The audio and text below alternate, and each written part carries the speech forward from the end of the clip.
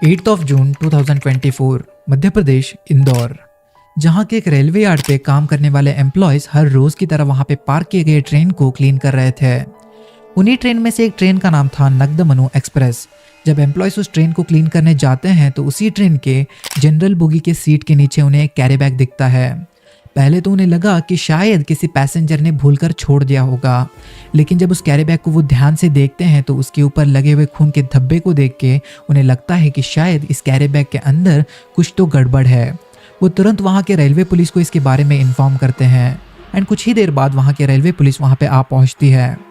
जब वो carry bag को ओपन करके देखते हैं तो उनके होश उड़ जाते हैं, क्योंकि उस कैरी बैग के अंदर एक औरत की लाश थी। लेकिन हैरानी की बात यह थी कि उस कैरी बैग के अंदर उस लाश के सिर, दोनों हाथ, दोनों पैर नहीं थे, बस बाकी के पार्ट्स वहाँ पे मौजूद थे। इस वजह से लाश की पहचान करवाना लगभग नामुमकिन था।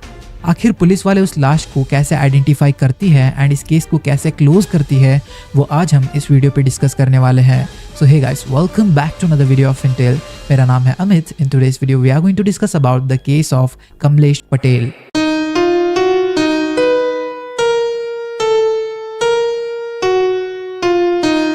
जैसे कि मैंने इंट्रो में बताया कि इंदौर के एक रेलवे यार्ड में एक औरत की लाश मिली थी एंड उस लाश के सिर, दोनों हाथ एंड दोनों पैर वहाँ पे नहीं थे। इस वजह से पुलिस वालों को उस लाश को आइडेंटिफाई करवाना लगभग नामुमकिन था। पुलिस वाले बहुत ही टेंशन में थे, उन्हें कुछ भी समझ में नहीं आ रहा था। वो बस इसके इंतज़ार में थे कि कोई आए एंड उन्हें लाश के बारे में कुछ इन्फॉर्मेशन दे। एंड कुछ ऐसा ही होता है। इस इंसिडेंट के 2 दिन बाद, मतलब 10 जून 2024 के दिन, उत्तराखंड के ऋषिकेश में एक ट्रेन के अंदर एक औरत की लाश पाई जाती है। उस लाश की कंडीशन भी कुछ ऐसी थी कि उस लाश में उस औरत का सिर था, दोनों हाथ था एंड दोनों पैर भी थे, लेकिन बाकी के जो बॉडी पार्ट्स थे वो वहाँ पे मौजूद नहीं थे। एंड वही दूसरी ओर इंदौर में जो डेड बॉडी मिली थी, वहाँ पे उस औरत का सिर, दोनों हाथ एंड दोनों पैर नहीं थे, लेकिन बाकी के जो पार्ट थे वो वहाँ पे मौजूद थे। तो कहीं ना कहीं लग रहा है कि शायद ये दोनों पार्ट्स, जो बॉडी पार्ट्स अलग अलग जगह पे मिले हैं, वो शायद किसी एक ही इंसान के होंगे, लेकिन पुलिस वालों को इसके बारे में पता नहीं था। इंदौर के पुलिस वाले आसपास के पुलिस स्टेशन में इसके बारे में पूछताछ करते हैं तो उन्हें कोई भी ऐसा इन्फॉर्मेशन नहीं मिलता जिससे वो लाश को आइडेंटिफाई कर सके। वही दूसरी ओर ऋषिकेश में जो डेड बॉडी मिली थी उसको भी पहचानने वाला वहाँ पे कोई भी नहीं था, क्योंकि जो डेड बॉडी थी उसका जो दूसरा पार्ट था वो वहाँ से 1150 किलोमीटर दूर में मौजूद था। तो उस वहाँ के आसपास के लोगों को तो इसके बारे में कोई पता नहीं होगा ना।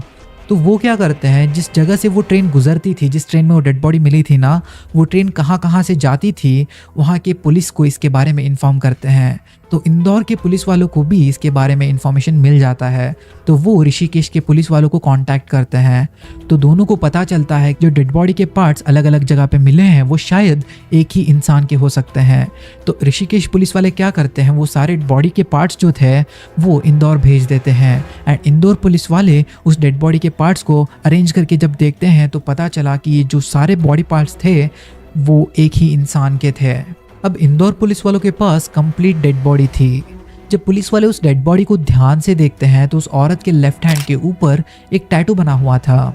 एंड ये जो टैटू है ये प्रॉपर प्रोफेशनल वाला टैटू नहीं था। ये जो विलेजेस में शार्प कांटे जैसे चीज़ों को लेके ऐसे चुबा चुबा के बनाते हैं ना, ऐसा वाला टैटू था। एंड उसके हाथ में नाम लिखा हुआ था एंड वहाँ पे हिंदी में लिखा हुआ था कि मीरा बैन गोपाल भाई।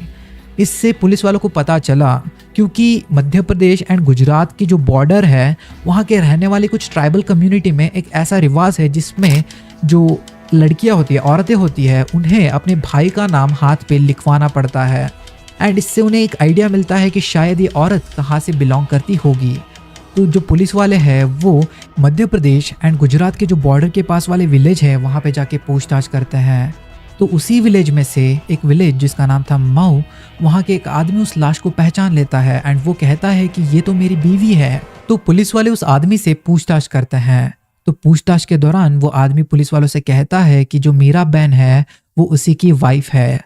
एंड 6 जून 2024 के दिन इन दोनों के बीच में झगड़ा हुआ था। इस वजह से उसकी बीवी गुस्से में आके घर छोड़ के चली गई थी। उसे लगा था कि गुस्सा शांत होने के बाद वो घर लौट के आ जाएगी, लेकिन पूरा दिन गुजर जाता है लेकिन फिर भी उसकी बीवी घर लौट के नहीं आती। इस वजह से 7 जून 2024 के दिन वो अपनी बीवी का मिसिंग रिपोर्ट लिखवाता है, लेकिन कोई भी जवाब न मिलने की वजह से वो शांत हो जाता है। लेकिन अब उसे पुलिस वालों के थ्रू ये पता चल चुका था कि उसकी बीवी को किसी ने बेरहमी से मार दिया है। वो बहुत ही दुखी था। वहीं दूसरी ओर पुलिस वालों को भी ये कंफर्म हो जाता है कि जो डेड बॉडी वहाँ पे मिली थी वो मीराबेन ही थी, एंड वो मीराबेन के बारे में बहुत सारे इन्फॉर्मेशन वहाँ के गांव वालों से पूछताछ करके निकालते हैं। पुलिस वालों को ये पता चलता है कि मीराबेन बहुत ही शांत स्वभाव की लड़की थी, उसकी किसी के साथ दुश्मनी नहीं थी।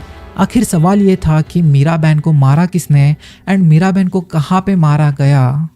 तो पुलिस वाले इस केस को और डीपली इन्वेस्टिगेट करना स्टार्ट करते हैं।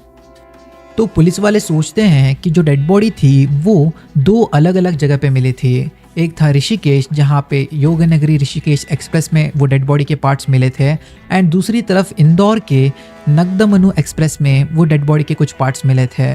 तो पुलिस वालों को लगा कि जो इंसान जिसने ये डेड बॉडी के पार्ट्स को ट्रेन पे रखा होगा वो एक ऐसे रेलवे स्टेशन पे रहा होगा जहाँ से ये दोनों ट्रेन गुजरते हो, मतलब उस रेलवे स्टेशन से होके जाते हो एंड दोनों एक ही टाइम पे वहाँ से अपने अपने डेस्टिनेशन के लिए निकलते हो। मतलब एक ऐसा रेलवे स्टेशन जहाँ से 2 ट्रेन एक ही टाइम पे इंदौर एंड ऋषिकेश के लिए निकलते हो। तो पुलिस वाले रेलवे डिपार्टमेंट से इन्फॉर्मेशन निकालते हैं। तो पुलिस वालों को पता चला ये जो दोनों ट्रेन है वो एक ही टाइम पे उज्जैन के एक रेलवे स्टेशन में जाके रुकते हैं एंड वहाँ से अपने अपने डेस्टिनेशन के लिए निकलते हैं। तो पुलिस वालों को लगा कि कहीं ना कहीं जो गलत काम हुआ है वो उज्जैन के रेलवे स्टेशन में ही हुआ है। तो पुलिस वाले सीधा उज्जैन के रेलवे स्टेशन जाते हैं, वहाँ के सीसीटीवी फुटेजेस निकलवाते हैं। मीराबेन 6 जून को अपने घर से भाग गई थी एंड उसकी लाश 8 जून को मिली थी। तो पुलिस वालों को लगा कि जो कुछ भी हुआ है वो 6 जून से लेके 8 जून के बीच में ही हुआ है। तो वो तीनों दिन के सीसीटीवी फुटेजेस निकलवाते हैं। तो लकीली मीराबेन सीसीटीवी फुटेज में दिख जाती है, लेकिन मीराबेन के साथ एक और आदमी था, जो आदमी मीराबेन को रेलवे स्टेशन से बाहर ले जा रहा था। लेकिन उसके बारे में कोई भी इंफॉर्मेशन मीराबेन की जो हस्बैंड है उन्हें पता नहीं था। तो पुलिस वाले रेलवे स्टेशन के बाहर वाले सीसीटीवी फुटेज चेक करने की कोशिश करते हैं ताकि उन्हें पता चले कि ये आदमी मीराबेन को कहाँ ले जा रहा है, लेकिन बाहर के कोई भी सीसीटीवी कैमरा में ये दोनों दिखते नहीं हैं। तो पुलिस वालों के पास इस आदमी का क्लियर फुटेज था जिसमें उसका शक्ल जो है वो क्लियरली दिख रहा था। तो वो उज्जैन के पुलिस वालों को इसके बारे में इन्फॉर्म करते हैं। तो पुलिस वाले उज्जैन में पूछताछ करना शुरू करते हैं। तो पुलिस वालों को पता चलता है कि जो आदमी सीसीटीवी कैमरा में मीराबेन के साथ दिखा था उसका नाम कमलेश पटेल है एंड वो उज्जैन का ही रहने वाला है। वो कैटरिंग जैसे छोटे मोटे काम करके अपना गुजारा करता है एंड वो अपने बीवी के साथ रहता है।